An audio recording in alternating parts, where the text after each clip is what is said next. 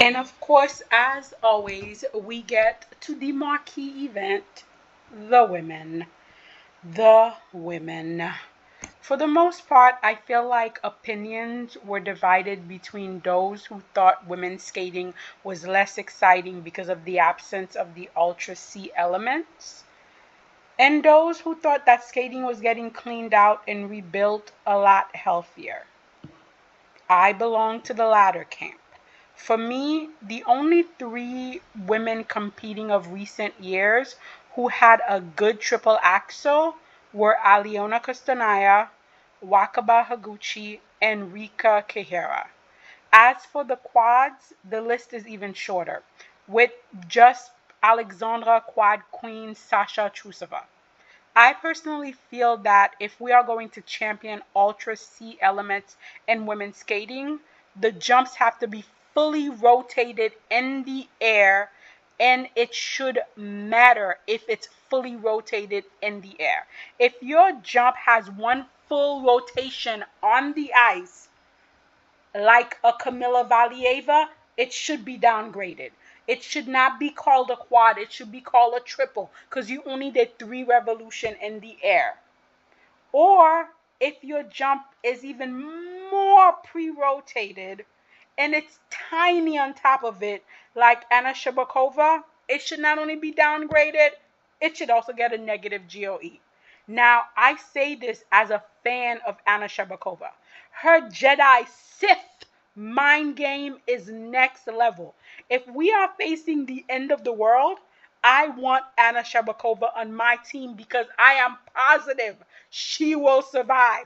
That girl survived Evgeni Tuberidze and Danny G and his 3 shrimp regiment. She will survive the zombie apocalypse. I believe in Anna, but I do not believe in what we were calling a quad. Those jumps were not quads. Yet, regardless if it's not,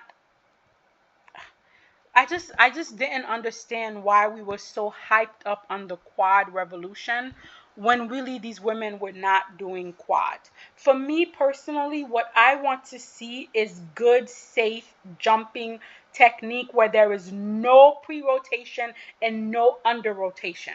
Both of them have their own health issues. The women who under rotate their jumps suffer from hip issues. The women who pre rotate their jumps have back, knees, and hip issues.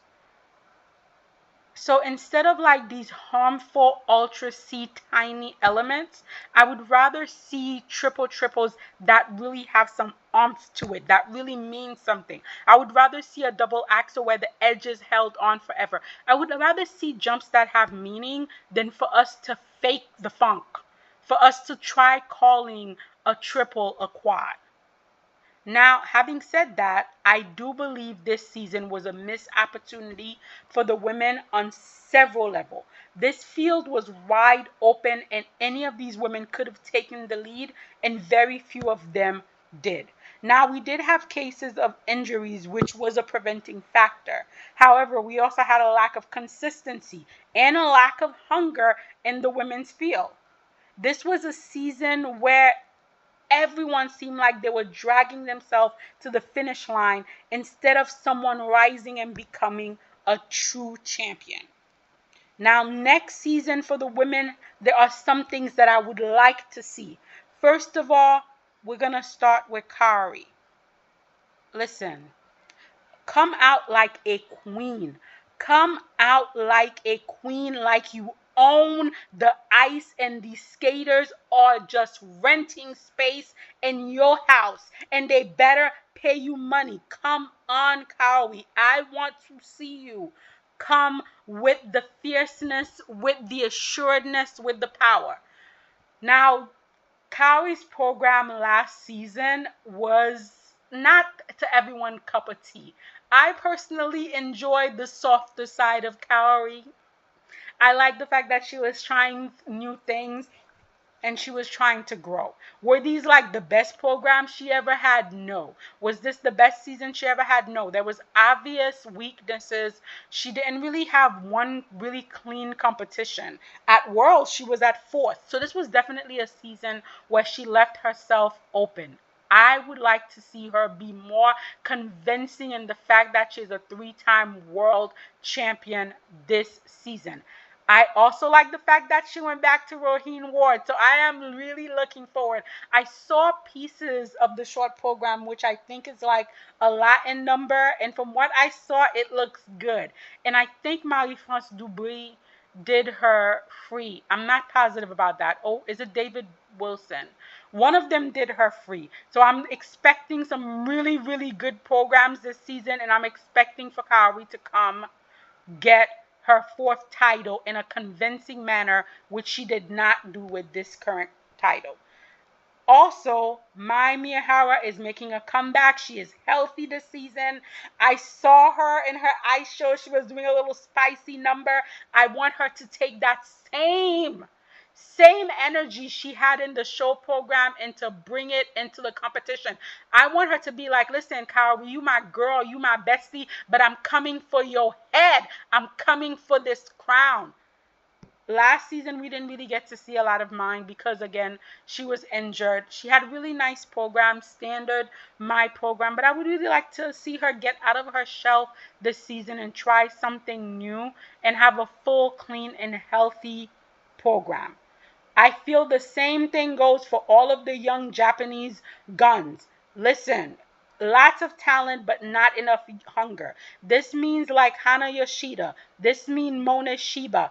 They have to come this season hungry, especially Mona Shiba. She had such an up and down season. I felt like Hana Yoshida was a little more consistent. She just failed to deliver at the big events. Like she failed to deliver at Japanese nationals and she failed to deliver at worlds. But overall, she had a more consistent season. But Mona Shiba was just up and down, up and down. But I saw Mona Shiba's short program. I'm not going to ruin it for people who have not seen it, but I feel like this might be her season. It is fun. It is funky.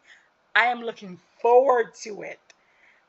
Then we move on to some of the more experienced skaters like Wakaba Higuchi, who's been making a slow comeback from injury. Last season, I would say she was about 70%. I'm hoping to see her at 90% this season. The jumps were not consistent, but the skating skill is still there. The power, the oomph. And again, I will die on the Wakaba Higuchi hill, where I felt like at the last Olympic at Beijing, Wakaba Higuchi should have been in first place after the short program. I will die on that hill. The wrong that was done her hurts me to my skating spirit. So I hope she comes back and show these judges what she's about. The skater that I really like in terms of her attitude is none other than Nina Pinzaroni. She straight up told Luna Hendricks, I'm coming for your crown. That is the confidence you must have. Figure skating is a sport. Yes, it's a pretty sport. Yes, it's a proper sport. But it is a sport. You have to have that competitive spirit. And for a minute there, it seemed like Nina was really coming for Luna. Unfortunately, injury kind of derailed her. I'm hoping she comes back this season, that she's healthy, and she doesn't have any more Benoit program, that she's packaged better. And really, I want to see what she can do. Now, as for Luna Hendricks, Luna, I respect family loyalty. I understand where you're coming from, supporting your brother. However, I'm sorry, you could still love and support your family while widening your circle of help. Adam and your brother can be part of the team, but not the whole team. This season, this is the second season where there was a world title within your reach, Luna, and you lost it. I understand there was injuries towards the end. There's nothing we can do about that. But also there was packaging issues. Your 2 programs, yes, I get the sexy Beyonce-ish, whatever it. Okay, we've had that for like 2 seasons now. I want to see you work with some other choreographers. I want to see you get outside of the sexy Luna box. Show me something interesting. And also these jumps, Luna, I love you, but your jumps are cheated as hell. When I talk about that pre-rotation, under rotation, I'm talking about you, Luna. I would like for you to also work with a jump specialist. Let's get these jumps fully rotated. Let's get these jumps clean. Just because the judges have not been calling you You might just get that caller that gets you. You are way too talented for the Force, Vogue, Dollar Tree special package you've been getting. Let's get it together this season, Luna. I have faith in you. I know you could do it. You're beautiful. You're talented. You have so much ice presence. You could sell, sand to somebody in the desert. Let's get the title this season. You can do it. As for the American women, oh my God, that is such a that's a mixed bag for me. Where do I even start? I feel like the fans, the judges, the entire figure skating fandom, we are behind Amber Glenn. We want to give Amber Glenn the U.S. title. We want to get her in the Grand Prix final. We want to put her on a world podium. And we have wanted this for several seasons. However, the inconsistency, however, the lack of confidence in herself. I mean, I feel like hope springs eternal, but opportunities do not. And I think it's about that time where Amber finally finds what works for her. Last season, she had another one of those emo TikTok program. I think she needs to get away from those programs. Try a new choreographer. Try something more exciting. She's such a powerful skater. So much ice presence, so much speed. I think she needs to play into that and really just go all out this season. As for Isabella Vito, this is the hardest for me. I have really grown fond of Isabel as I watched her struggle last season. She had so many ups and downs. We got to see more of her personality, and she is quite adorable. There are so many aspects of her skating that I love. Isabel has that it factor and so much ice presence. She has everything that we desperately need in figure skating. Some of her positions and her lines are lovely. But those jumps, you cannot pay me enough to say any of those jumps are anything but ugly.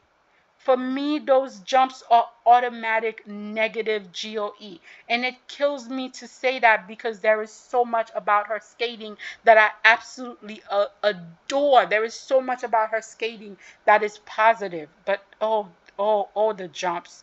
Last season, I felt like they gave her two horrendous outfits, which thank God they eventually changed. And they gave her two grandma-ish, the outfits were grandma drapey-ish, and the programs themselves were heavy.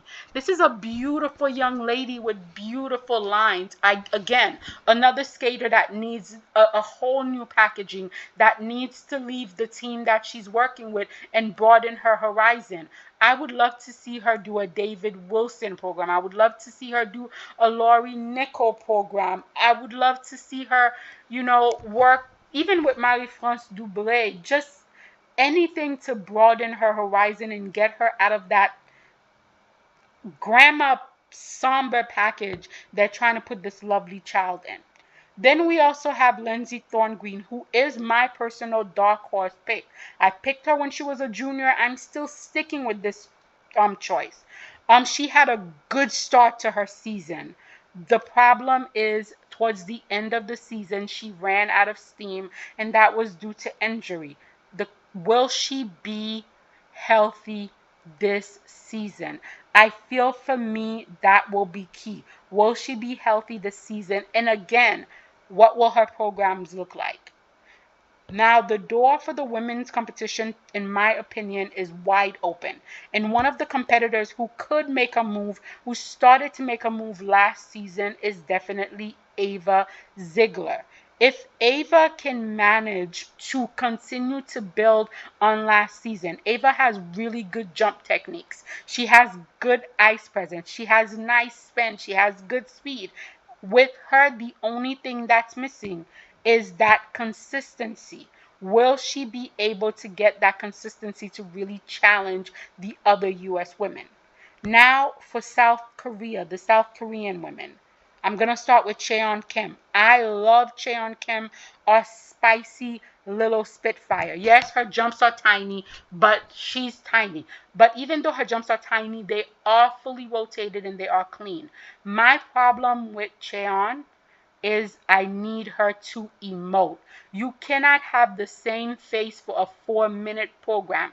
I don't know if Cheon needs to take some acting classes, but I need her to emote to the point where those people sitting in the figure skating nosebleed section can feel it.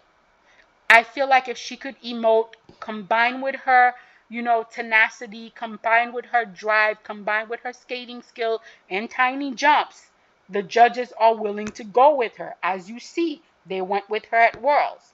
Of course, we cannot forget Miss Yelam Kim, who is said to be healthy this season. I was heartbroken for Yalen last season. She has such wonderful programs. She had so much wonderful potential. For me, her jump technique is one of my favorite in the women currently competing. Her jumps have so much height, so much ice coverage, so much travel. They have so much meaning. They are the girthiness that I love so much. But will she be able to get that consistency? Because if she can, and she has decent programs this season, again, the judges, they will go there with Yelin, but she has to give them the consistency in order for them to continue raising her score to get her where she needs to be on the podium. Now, I am aware of the scandal facing 3 top Korean skaters. As of now, we only have one party confirmed as Hyen Lee. There are speculations, especially on Korean sites, that the other 2 involved are Yu Young, and the minor involved is Men Kwan So. First, I want to commend the Korean Skating Union for how fast and how transparent they were with this case. I have never been a fan of the Korean Skating Union because I always feel like they mismanage and overcompete their athlete. However, when dealing with a case as serious as this, they took all of the appropriate steps. They showed they have a zero tolerance policy. They could have acted like the rest of the figure skating federation, given who the skaters involved are. The skaters that are suspected to be involved in this are the top skaters for South Korea. However, the union decided that they were going to take action, and I appreciate that. Now, Hyen Lee is facing a 3-year suspension for drinking during training and sexual harassment. Hyen did come out and apologize for drinking and stated that there was no harassment. She stated that the other party involved is her boyfriend. Now, the other party, the victim of the sexual harassment, also released a statement via their attorney confirming their relationship with Hyen. With this, I believe that the 3-year suspension for Hyen Lee will be reduced. However, there is a difference between what is legal and what is moral. The age of consent in like Canada, South Korea, and part of the US is 16. So from a legal point of view, it would be hard to punish Hyen Lee for what both parties are claiming to be a consenting relationship. However, moral-wise, the optics do not look good. I do not like the idea of a 19-year-old having a relationship with a 16-year-old. Korean society is a very seniority hierarchy based society. So the fact that Hyen is this minor's senior, and the fact that she is also his senior in sport, has created a power imbalance. Then you add the fact that there's a 3 years age factor. There's no way there could be any equality in this relationship. Given this dynamic, I really did not feel like the optics look good on this. Now, we still have to wait to see if Hyen Lee is eligible to compete. I did see her name on the Grand Prix posted, but we have to wait to see what the federation decides to do. And I guess the same goes for whoever the other skater is, the one that is said to have taken the sexual pictures of Hyen Lee and sent it to the minor. They're supposedly facing a 1-year suspension, but we do not have any confirmation of who they are. So we have to wait to see who they are.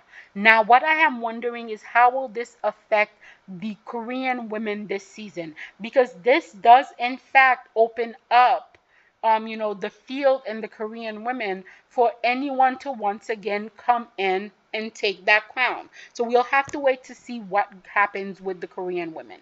Aside from these women, we also have, several notable comeback, including Alyssa Liu and Brady Tennell.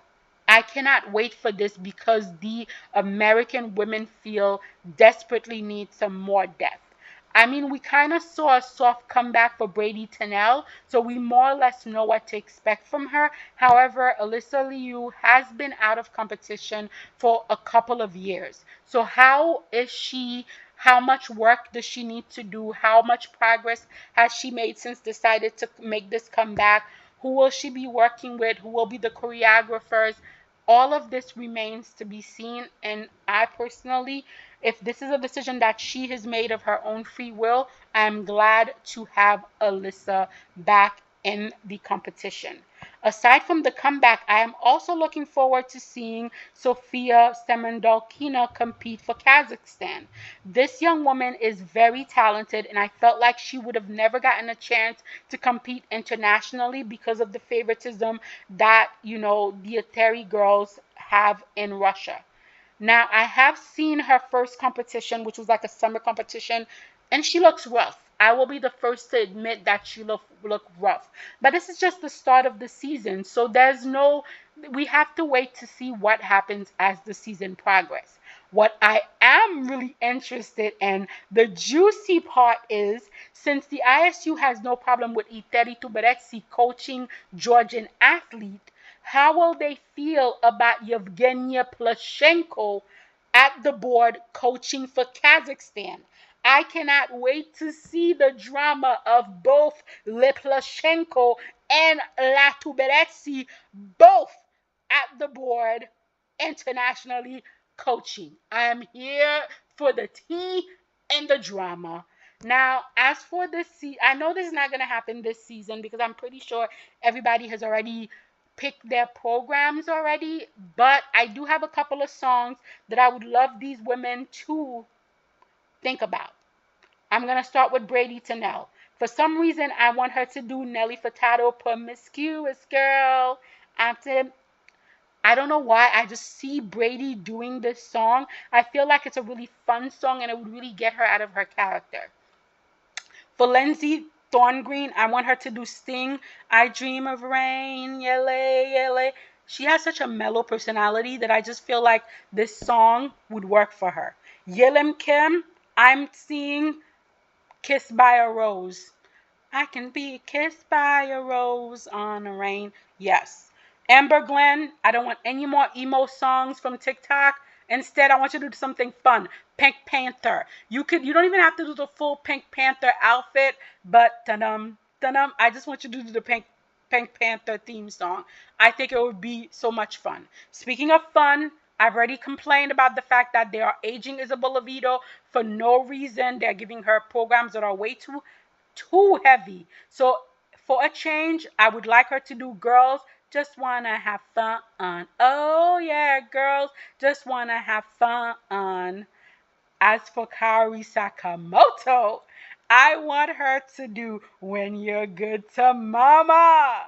Mama's good to you. She is such a big and powerful skater, and that is such a big and powerful song. And it's also fun and catchy. I would love to see her do that. For my Wakaba Higuchi, who is funky, who is unique, I want to see her do. They try to make me go to rehab, but I said no, no, no. Those are just a couple of ideas I have of what I would like to see some of these women skaters do. All in all, I'm really looking forward to this season of skating for all the disciplines. I feel like all the disciplines will be quite wonderful this season, or at least I pray all the disciplines will be quite wonderful this season, and I can't wait to see what everyone has in store. But you guys let me know in the comments, what are you looking forward to this season?